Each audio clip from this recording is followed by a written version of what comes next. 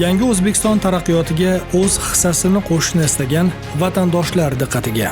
Dunyoning turli nuqtalarida yashab, ilm-fan, innovatsiya, biznes, texnologiya va ijtimoiy sohalarda muvaffaqiyat qozonayotgan vatandoshlar uchun ulkan imkoniyat. Millatlararo munosabatlar qo'mitasi, Tashqi ishlar vazirligi, Savdo-sanoat palatasi, Vatandoshlar jamoat fondi, O'zbekiston yoshlar umumjahon assotsiatsiyasi hamkorligida joriy yilning 25-28 iyun kunlari Toshkent shahrida Uz Global Think xalqaro vatandoshlar forumi bo'lib o'tadi. Bu oddiy forum emas. Bu dunyo bo'ylab tarqalgan o'zbek intellekti va salohiyatini birlashtiruvchi maydon. Bu yangi g'oyalar, katta imkoniyatlar va kelajak sari dadil qadamlar platformasi.